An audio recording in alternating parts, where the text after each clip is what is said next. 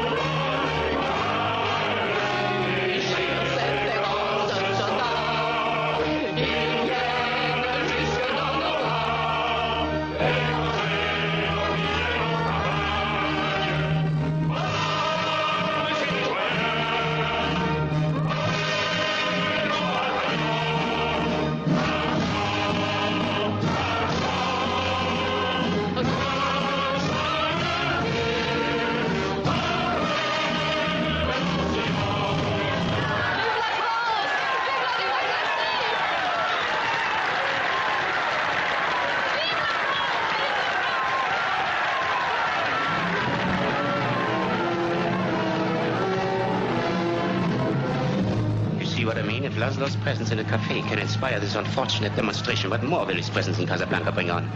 I advise that this place be shut up at once. But everybody's having such a good time. Yes, much too good a time. The place is to be closed. But I've no excuse to close it. Find one.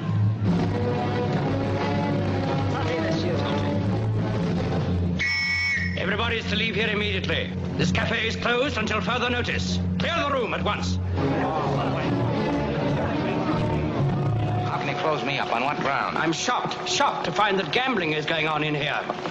You're winning, sir. Oh, thank you very much. Everybody out at once.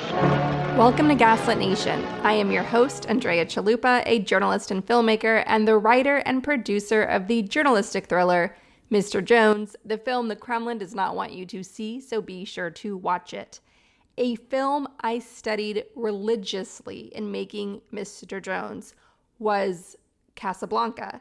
And the opening clip you heard was from one of the most famous scenes in this film, full of famous scenes. I obviously study this film because it is a classic. It is powerful. It withstands the test of time. When we had script changes, as we did all the time on set in Mr. Jones, when we were working in some crazy conditions, whether it was a very hot day in Poland, or we were recreating a snowy day in Moscow, in very sunny springtime Poland, or in a snowstorm Ukraine. Anytime I had to make script changes, my grounding exercise was watching clips of Casablanca. And it wasn't just because of the beauty, the timeless power of the film. It's a resistance film. It was also because of the backstory of Casablanca. What I want everyone to know, and I know that longtime listeners of Gaslit Nation, all listeners of Gaslit Nation will appreciate this, the whole set of Casablanca, the making of this film, the set of Casablanca was a refugee camp. The crew, the actors you see on screen were amazing actors that were forced out of Europe because of the rise of Hitler and the Nazis' march across Europe. If you listen to this clip again, there's a French actress. I will link to in the show notes so you can watch it as well. There's a wonderful French actress by the name of Madeleine Lebeau, who when they're singing Le Marseillaise, the French national anthem, she's crying real tears because France is under occupation. And what was really wonderful is about how all of these artists found their way to Hollywood and they helped each other. They raised money for each other. They raised money that they sent back home. They raised money that they used to bring other artists over before they could be sent to concentration camps or thrown in prison. Even the head Nazi in Casablanca, the wonderful actor, the German actor who plays the head Nazi, Konrad Veidt, who plays Strasse, a very Nazi character. He was married to a Jewish woman, and he himself was not Jewish, but when they had to flee the country and they had to fill out paperwork, he wrote on his exit papers or whatever, his occupation as being Jewish. He's basically like, go fuck yourselves. And he was one of the staunchest supporters for raising funding for refugees, for helping get Jews out of Europe to freedom. And so the whole story of the making of Casablanca, they knew what they were making. They knew that this was a resistance film. They knew that this was going to awaken an apathetic and an isolationist American public. And so in making this move, in studying Casablanca, I was trying to do the same with Mr. Jones. I was trying to wake up an apathetic and isolationist American public. And that's why I poured my heart and soul into understanding this film. I needed all of that energy and that historical mentoring and the very long journey of getting Mr. Jones off the ground. And that film came out right on time when the world needed it. And it was because of the energy we poured into it that it did what it needed to do at that exact moment, which was open people's eyes to Russia's genocidal imperial fascism against Ukraine and the world. Now, if you're hearing this, I want you to know that I am getting back on the mechanical bull in the arena. I am starting a new film project with a lot of excitement. It's obviously a resistance film because that's all I know how to make and that's all I care about making. And it has a lot to say about the moment we find ourselves in. Art is survival. Art is survival. Art is key to the work that we are all doing, whether we know it or not. We are naturally creative. All children were born artists, and art is where that creativity is what we need to go back to. That is our oxygen mask. That is how we envision future. That's not the inevitability of MAGA and Putin and all these other dictators that want us to think that their regime is going to last forever and they try to rob us of our futures. No, we can envision a new future. That's why we need all of our artists and everyone to awaken their inner artists, because that's how we get through the times that we're in, is by creating new possibilities. And it's so exciting and I love it. And so this new resistance screenplay, it's going to be a Soviet rock opera thriller. That's right, you heard it here first. It's something that is going to speak to the artist inside all of us and awaken the power of art within all of us. And I'm so thrilled to share it with you.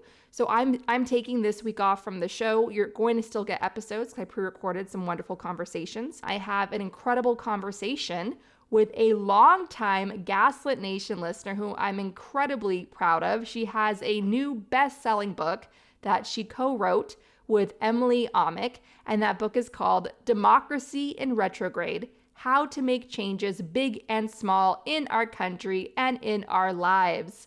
And the importance of this book, as well as this conversation, and what Gaslit Nation is always trying to get across in every episode, is that yes, it absolutely does matter who wins in this election because we're up against dictatorship, Christian nationalist dictatorship. But let's say Kamala Harris wins and we have Madam President, which I do believe we will. If we all work together and we're vigilant, we fight like hell, and that is what we're doing. And we win on November 5th, 2024. What then? We all go home. We all stop paying attention. We think racism is over. Misogyny's been solved.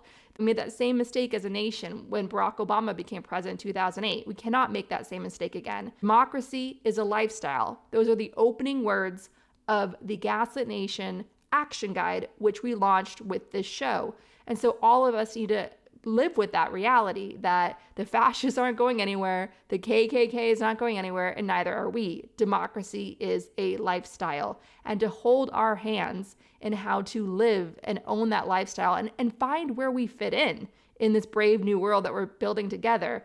This is an excellent book, and I'm so proud of Sammy for writing it, and I recommend it to you all, and I look forward to having her back on the show. Yes, the big news of Kamala Harris picking her vice president is coming out this week, and I will do an episode on that. Don't you worry. We're going to deep dive into who this person is. And my big takeaway on it, I can tell you in advance, is that we are incredibly lucky to have so much talent in America right now for the future of our country. So the fact that Kamala Harris had a lot of great candidates to choose from, and those are just the white men. By the time Kamala Harris serves 2 terms as president, imagine how many more incredible people we'll have to choose from and how much more ready and accepting and tolerant America will be. We'll no longer need these white male crutches. We can just choose a candidate like MLK promised us in his I Have a Dream speech. We can just choose a candidate because we simply like that person. We trust them. And we know that they're going to keep us safe at night. We look forward to that day. So, all right, everyone. So you'll hear my hot take on the VP pick in due time. And in the meantime, enjoy this conversation. Here's Sammy Sage, the co-author of the new book, Democracy in Retrograde: How to Make Changes Big and Small in Our Country and in Our Lives.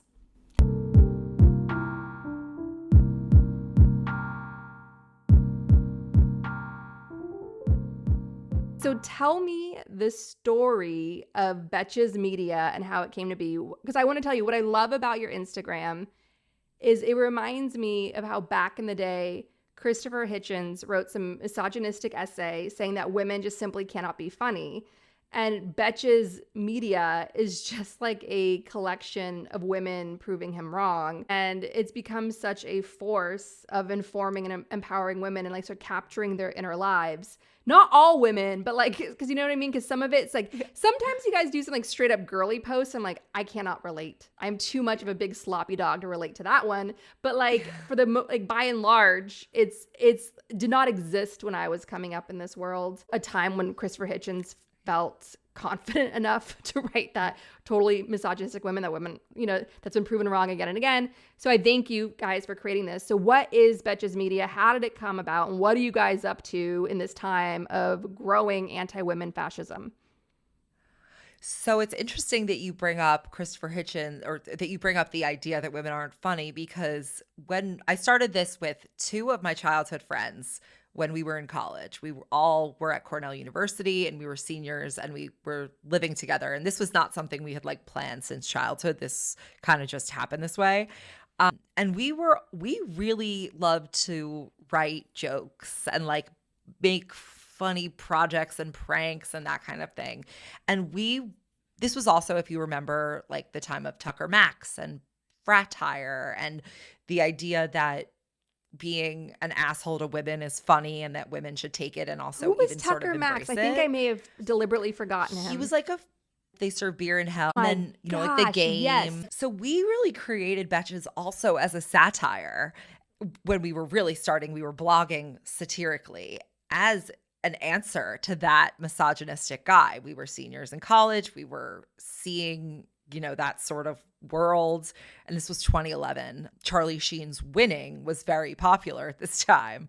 So that was like the Twitter, Facebook environment that we went viral during. And the three of us built this into a business over 13 years where, you know, we are now. We were recently acquired last year by a UK brand. And basically we have built this entire, you know, media business amongst the backdrop, so much media going out of business. And, you know, we never took any venture funding, or really, we never took any funding. Our thesis was really that the news should be consumer friendly and that it can be funny and that we can make fun of it in a dark time and it can be inspiring and hopeful, and that really everything is political. Everything in our world, especially for women, but really for everybody, is political, whether you believe it or not, and whether you like it or not. And especially with Betches News, it was really about using humor to demonstrate the ways in which, you know, the political system was unfair and affecting us, and, you know, making it cool to be informed and to know what's up. So yeah, we're now 8 years into Betches News, and I've just come out with a book called Democracy in Retrograde, How to Make Changes Big and Small in Our Country and Our Lives, with my co-author, who is also an internet news politics creator named Emily Amick, aka Emily in Your Phone. And it's been, you know, a wild ride, and I'm hoping to be able to continue it another 4 to 8 more years at least. Yeah, hopefully. Democracy in Retrograde really captures what we've been saying on this show forever, which is civic action, activism. It's an act of self-care. And that's what you aim to capture in this book. And so tell us about the book. Like, what do you want people to know about the book in this moment of time? Like, we just had one of the worst weeks for democracy ever. Kremlin disinformation agent J.D. Vance, inevitably became Trump's VP pick with the help of a lot of other Kremlin disinformation agents, Trump backer Elon Musk, who else? David Sachs and Peter Thiel and Tucker Carlson. So so as we're recording this, as we're recording this interview, it's July 16. The Kremlin convention in Milwaukee is getting underway. And then, of course, Judge Eileen Cannon does what she was installed to do, dismissing some of the most damning charges. I had a Trump University prosecutor, Tristan Snell, on the show, and he's like, that's the number one case. That's the big winner. And I'm like, yeah, but look at the judge. This is not going to go anywhere. And sure enough, here it is. And then, of course, the horrible assassination attempt, which during a time of like already heightened political violence. So this was one of the worst weeks in American democracy. And here you are with your message of political activism being self-care, which I agree with. So what advice do you have for us, like with our nerves just jangled, on how to really stay grounded in this fraught time? Yeah, I mean, between the debate and the Chevron decision and the immunity decision, the assassination situation, and Tucker Carlson, and it's not Tucker Carlson, Jay Right. Fansdale Same look thing. kind of similar in my mind, and I will. Let me just start by saying I have been a longtime listener of the show since, right when I was starting Betches News, 2016, 2017. And it has been very, very formative in my worldview, not just of geopolitical dynamics, but of the way that I think about politics. And I will give one particular example in a minute for how that manifested itself in the book. But I do just want to say, if people who are listeners of the show, I think they will feel a real kinship with this book, and they will feel really hopeful, because what we ultimately wanted to create was an actual actionable guide that people can use to get involved in their communities and in civics, with the goal of creating a more engaged multicultural democracy. We've never seen turnout over 70%. What does it look like when our turnout is 95% and people are really engaged in their civic lives and understand the mechanisms that go into creating the conditions that they live in?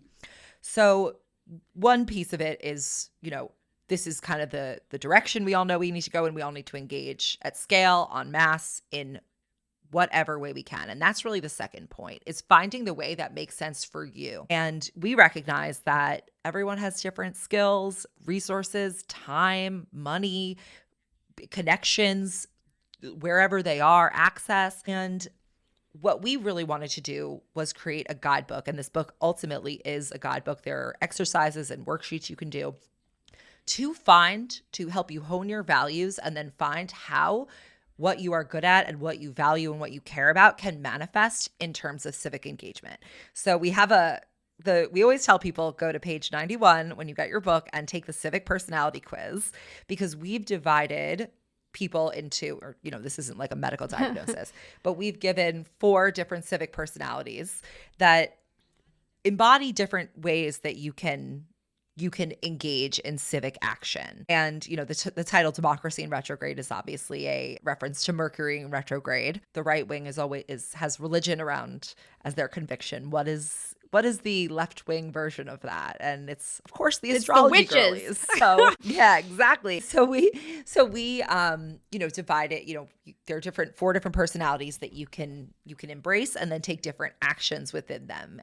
And they are leader, connector, giver, and creator. And you can take your score, and obviously you can give and take what you like from each personality. But within each one, we give different examples of how you can actually get involved in a way that embraces that quality of yourself. And we give things that you can do if you only have a few hours a month to devote to this, or if you want to make it a lifetime commitment. And like I said, I wanted to mention how this show had really inspired one aspect of the book, and that is really with the creator aspect. I know you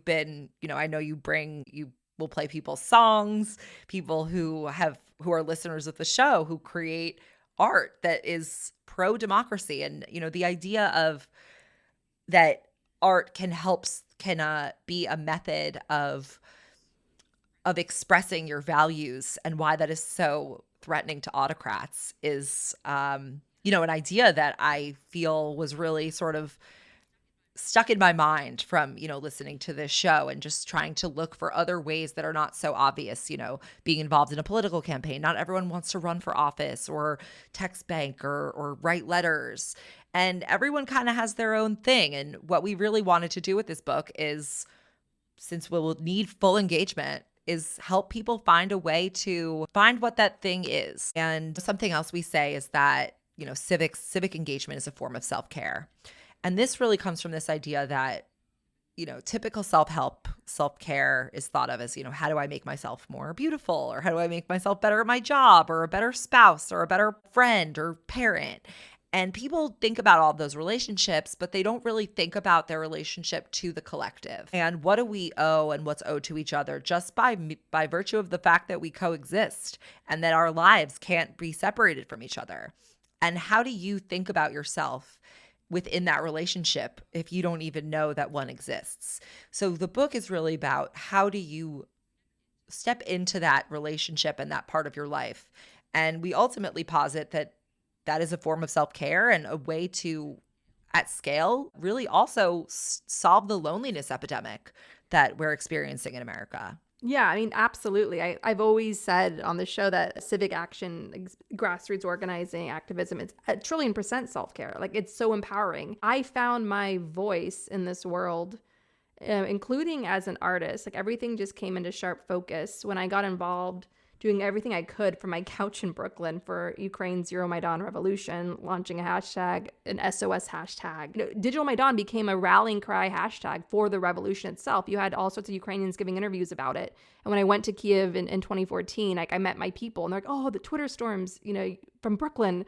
And it was like, Mr. Jones got made like off of that. Like, literally all the family I needed to make that film came together through my activism. I can't even tell you. So activism and art, finding your voice, finding your reason for being here is all about healing yourself and helping carry each other as we heal ourselves. It's about healing the fucking planet right now. That's like literally on fire in some places as we're recording this, and just bringing greater healing to yourself and others right now, your communities that desperately need it. And that's how we're going to prevail no matter what the outcome of this election is. And I think that's so important to keep in mind. One thing that concerns me, and it's concerned me ever since January 2021, when we saw so many people hyper engaged unlike ever before to unite to stop Trump, and that's what we did. And then they sort of got very comfortable and checked out under Biden. Many people had to do that for their own self-care, and they had to take a break because they just felt burnt out from the horror of Trump. I mean, the guy's a psychopath. Like, he really, he's a narcissist. He really tries to consume you. We never got sort of mental space under him. Like, you would go to bed reading his bullshit on Twitter and like grab your phone first thing in the morning to like, what fresh hell has transpired. And no one was well rested. No one had time to breathe and like really pursue their passions and their joys in meaningful ways, because we're all living under a reign of terror. And under Biden, people forgot that. People forgot what that was like to have such an intrusive bully in our lives every single second of the day. And that's historically what dictators have done. Like, Mussolini was all about that, because they're just narcissists that want to consume you whole and feed off of you. And it's really gross. So what I like about your book is that it's larger than this election, and it's really about sustaining the engagement that we all need to rebuild our democracy that's in tatters right now. Yeah. And it's really, to your point about, checking out or needing to take a break, we definitely recognize that, first of all, if disengagement can be a form of protest itself. And I'm sure that there are a lot of people whose communities have been wronged by the system. And for that reason, they do not want to engage. And that is valid. But what we really do aim to tackle is apathy. And long-term apathy, submission to this is just what it is and it's not going to affect me, or if it does affect me, I'll just be powerless to it. We recognize that people have times where they can't devote everything to what they're doing. But really, it's about cultivating a sort of posture towards the way that you see the world and see your community. So even if it's just a little bit at a time, maybe if you, can't. What if you have a lot of money and you don't have a lot of time, or you don't have, other things that are stopping you from being more physically involved? You can be really intentional about the way that you donate, or the way that you spend your money, or who you are, how you are allocating your money, even if it's like your own business or something like that.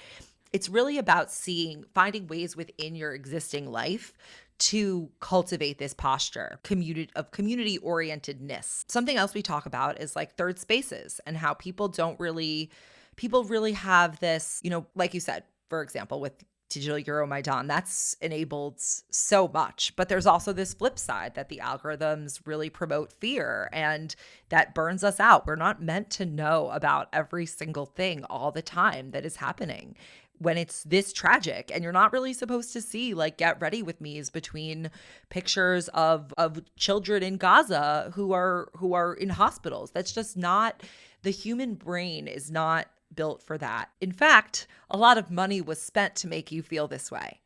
And it doesn't, the other thing we talk about is that it doesn't have to look hyper political.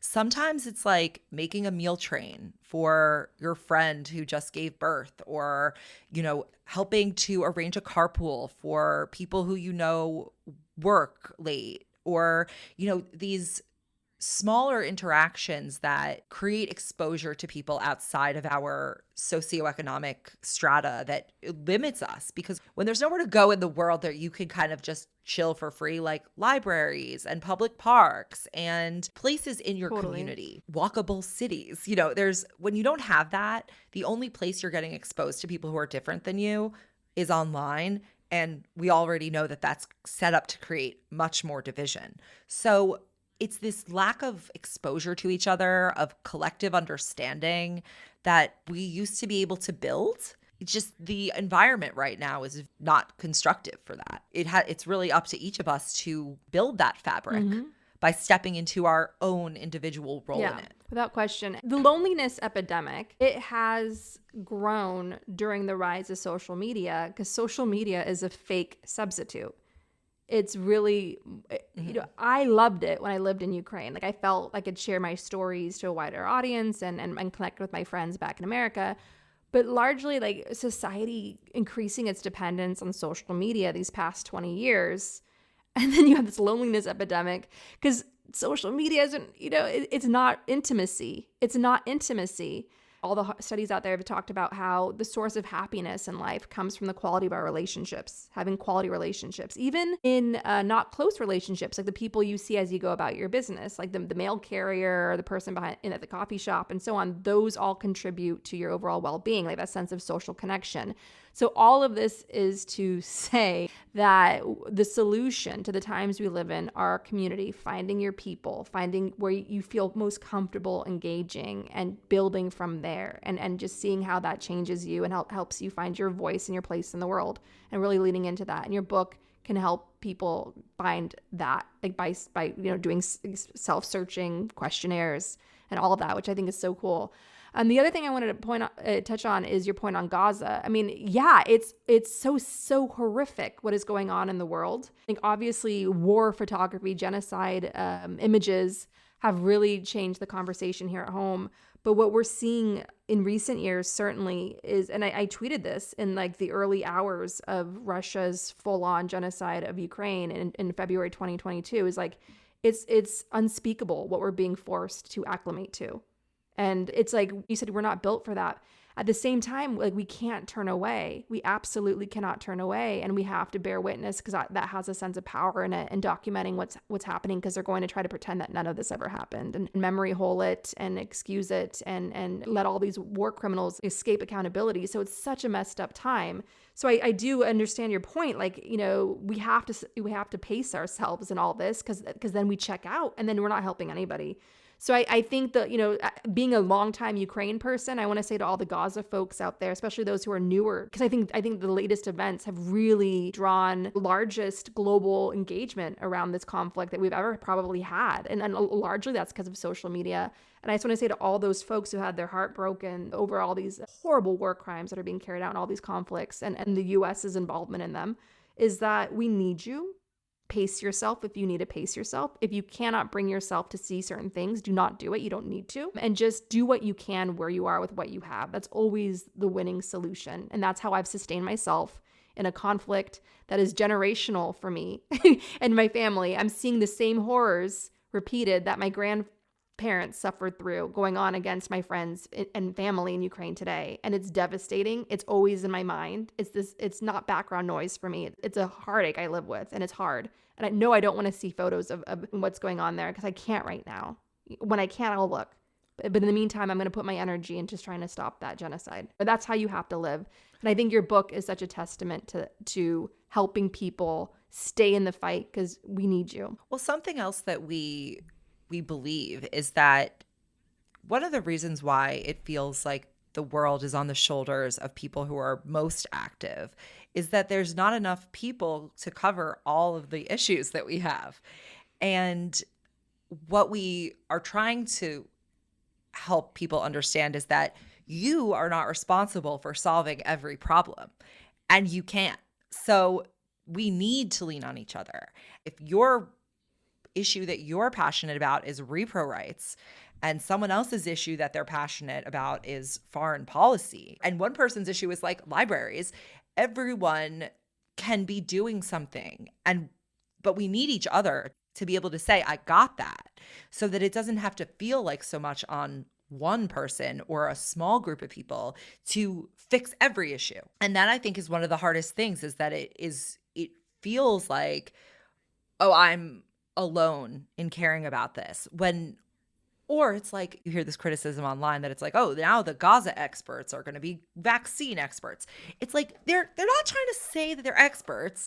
They're just trying to express feelings about what's going on in this world. And because it doesn't feel like the experts got us in any one realm, which is why more accountability is needed in every realm. It really has to take like a sea of a giant swell of people who are looking at their lives differently and looking at their responsibility and their role and their privilege as being an American. You know, I grew up in America, and my mother would always take me to the voting booth, and she would always say, this is your civic duty. You have to do it all the time. And I did not really get it. Grew up in New York, heard a lot of, oh, your vote doesn't count because of the Electoral College.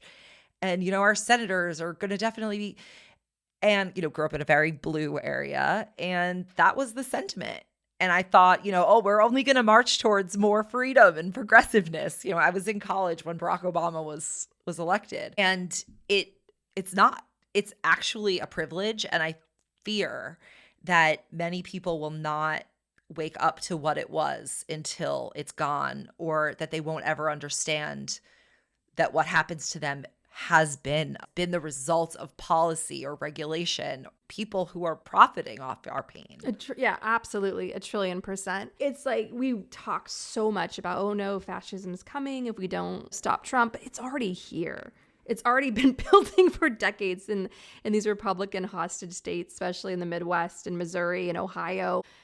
Close, Wisconsin was fallen for a time, and now we're clawing it back thanks to Ben Wickler, who's a superstar there. And if every single state in this union had a Democratic Party chair like Ben Wickler, we would be so safe right now. And so I think what I want people to get from your book is, yes, get in where you fit in. We're always saying that on the show, 100%.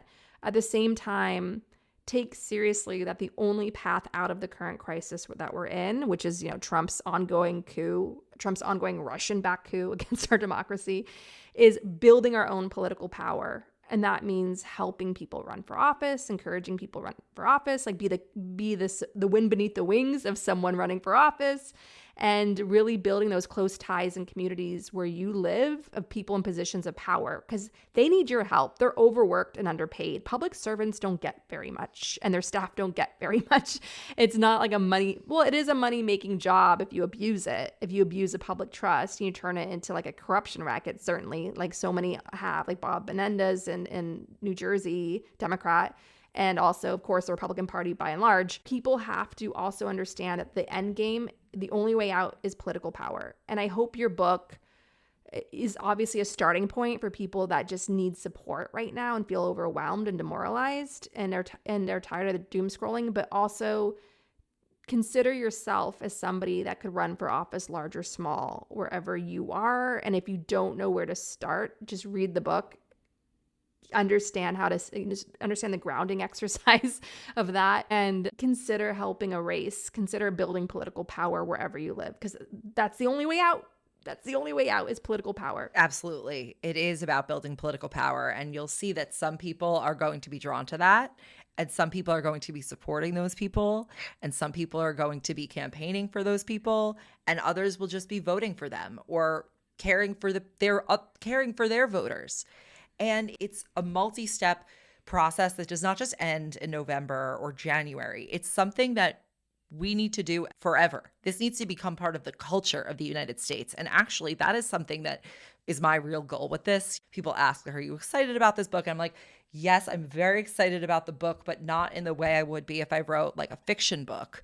I really feel excited about it in the sense of like, we want to create a cultural change in the way people think about themselves. Like, I compare this more to like The Body Keeps the Score, and the way that changed the way people think about their own trauma and their own experiences and how they might still be living with them, the way they see themselves and their own actions and their own potential. Our discussion continues, and you can get access to that by signing up at the Truth Teller level and higher on Patreon at patreon.com/gaslit. Fascists like J.D. Vance hate women and don't understand how a woman's body works. So donate to the Women's Reproductive Rights Assistance Project that provides support to those who need an abortion or emergency contraceptives, because abortion is healthcare. Donate at WRRAP.org. That's WRRAP.org. To help Ukraine with urgently needed humanitarian aid, join me in donating to Razom for Ukraine at razomforukraine.org. To help refugees in conflict zones, donate to Doctors Without Borders at doctorswithoutborders.org. And if you want to help critically endangered orangutans already under pressure from the palm oil industry, donate to the Orangutan Project at theorangutanproject.org. Gaslit Nation is produced by Andrea Chalupa. Our production manager is Nicholas Torres, and our associate producer is Carlin Daigle. If you like what we do, leave us a review on iTunes. It helps us reach more listeners. And check out our Patreon. It keeps us going. Original music in Gaslit Nation is produced by David Whitehead, Martin Bissenberg, Nick Farr, Damian Arriaga, and Carlin Daigle. Our logo design was donated to us by Hamish Smythe of the New York-based firm Order. Thank you so much, Hamish. Gaslit Nation would like to thank our supporters at the producer level on Patreon and higher. Ice Bear is Defiant, Work for Better, Prep for Trouble, Lily Wachowski, John Schoenthaler, Ellen McGirt, Larry Gasson, D. Scott, Ann Bertino, David East, Joseph Mara Jr., Mark, Sean Berg, Kristen Kester, Kevin Gannon, Sandra Collins, Katie Masuris, James D. Leonard, Leo Chalupa, Carol Golstad, Marcus J. Trent, Joe Darcy, Ann Marshall, D.L. Singfield, Nicole Spear, Abby Rode, Jans Alstrup Rasmussen, Sarah Gray, Diana Gallagher, Leah Campbell, Jared Lombardo, Ann Marshall, Abby Zavos, and Tanya Chalupa. Thank you all for your support of the show. We could not make Gaslit Nation without you.